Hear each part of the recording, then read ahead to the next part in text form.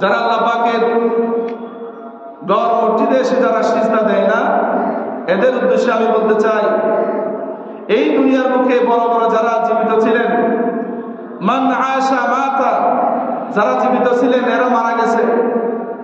ওয়ামান মাতা ফাতা, যে ব্যক্তি জীবিত ছিল সে মারা গেছে, আর যে মারা গেছে ওয়াহুয়া ফাতা, অর্থাৎ সে দুনিয়ার মুখ থেকে, গোটা দুনিয়ার অস্তিত্ব থেকে সে বিলীন হয়ে গেছে।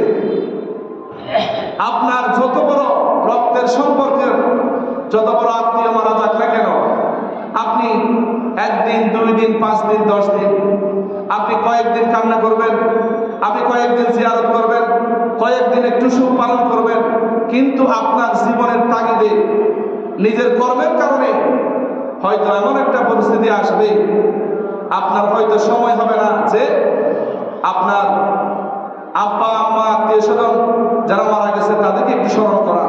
সুতরাং আমি বলতে চাই, এই দুনিয়ার মুখে যারা এই দুনিয়াবি অসংখ্য লোভ লালসা, এই দুনিয়াবি নিয়ামত পেয়ে যারা আল্লাহকে ভুলে যায়, দাম্ভিকতা প্রকাশ করে যারা অহংকার করে চলে এই দুনিয়ার মুখে, তারা যখন হঠাৎ করে মারা যায়, তাদের হালাল হারাম পয়সা, টাকা পয়সা, ব্যাংক ব্যালেন্স যেগুলি রেখে যায়, সেইগুলি একদিন সে মারা যাবে, তারপরে তার টাকা পয়সা, ব্যাংক ব্যালেন্স হয়তো কেউ জুলুম করে খাবে, হয়তো তার ছেলে মেয়ে খাবে, হয়তো সমাজের বড় প্রতিপত্তি যাদের ক্ষমতা আছে তারা পাওয়ারে তারা জুলুম করে খাবে। অর্থাৎ আপনি যখন মারা যাবেন অথবা ক্ষমতার পালাবদল যখনই হবে, তখন আপনি অন্যায়ভাবে জুলুম করে যা নিয়েছেন সবগুলি আবার আপনাকে ফেরত দিতে হবে।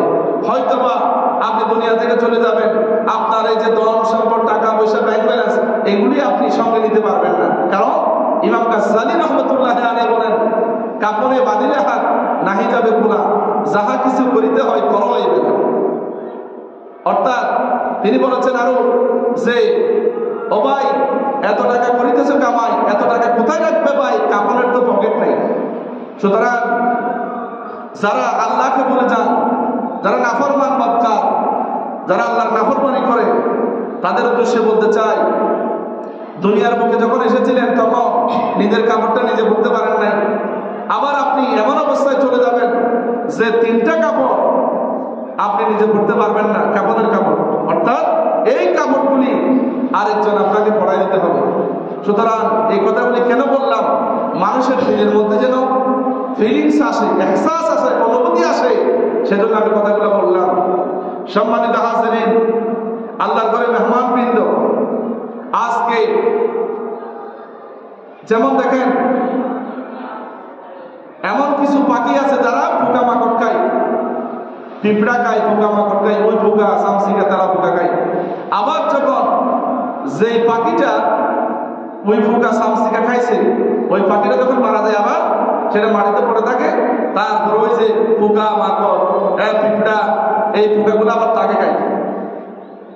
অর্থাৎ এই দুনিয়ার মুখে আপনি জীবিত আছেন বিদায় আপনি মাটির উপরে, আবার যখন আপনি মারা যাবেন চোখ দুটো বন্ধ করবেন, আবার এরপরে আপনাকে মাটির ভিতরে, যাদের বন্ধ না ওঠে তারপর আপনাকে মাটির ভিতরে দিয়ে দেওয়া হবে।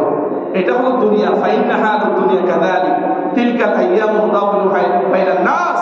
This is the nature of life, this is the cycle of life. এটাই হলো দুনিয়ার হাল, দুনিয়ার রীতি। আপনাকে অবশ্যই পরিশোধিত হতে হবে, আপনার অন্তরকে অবশ্যই কালেকশন করতে হবে, আপনাকে অবশ্যই আল্লাহ রাস্তায় আপনাকে ফিরে আসতে হবে। আল্লাহ পাক আমাদেরকে বোঝার তৌফিক দান করুক, আমিন। সম্মানিত হাজিরিন।